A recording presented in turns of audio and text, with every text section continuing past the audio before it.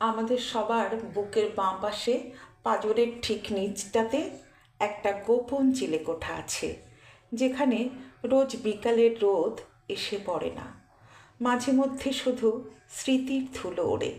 সেই চিলেকোঠার এক কোণে অযত্নে পড়ে আছে একটি কাঠের ঘোড়া, যার নাম শৈশব।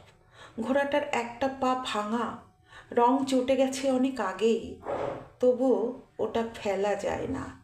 মাঝরাতে যখন খুব নির্ঘুম কাটে, তখন ওই ভাঙা ঘোড়াটাই যেন টকবক টকবক করে ছুটে বেড়াতে চায়। আমাদের মনে করিয়ে দেয় একদিন আমাদের কোনো ক্লান্তি ছিল না, ছিল না কোনো ভয়। চিলেকোঠার মাঝখানে ঝুলে আছে একটি মাকড়সার জাল। ওটা হলো আমাদের অপ্রকাশিত কথা, কাউকে বলতে চেয়েও বলা হয়নি, বা বলে ফেলা সাহসে কুলোয়নি। এখন সব শব্দ ওই জালে আটকে পড়ে ছটফট করে। আমরা ভাবি ছেড়ে ফেলবো, কিন্তু মায়া হয়।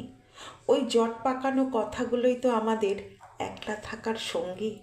আর জানালার তাকে, সেখানে রাখা আছে একটি কাচের বয়াম। ওই বয়ামের ভেতরে জমানো আছে কিছু রঙিন পাথর। ওগুলো হলো আমাদের স্বপ্ন।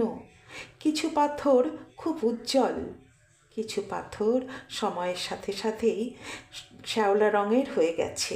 আমরা জানি বয়ামের সব স্বপ্ন সত্যি হবে না, তবুও মাঝে মধ্যে বয়ামটা রোদের আলোয় ধরি। কাচের ভেতর দিয়ে আলো ঠিকরে বের হলে মনে হয় জীবনটা এখনও সুন্দর। মাঝে মাঝে ওই চিলেকোঠার দরজা খুলে হাওয়া ঢোকে। সেই হাওয়াকে আমরা বলি দীর্ঘশ্বাস।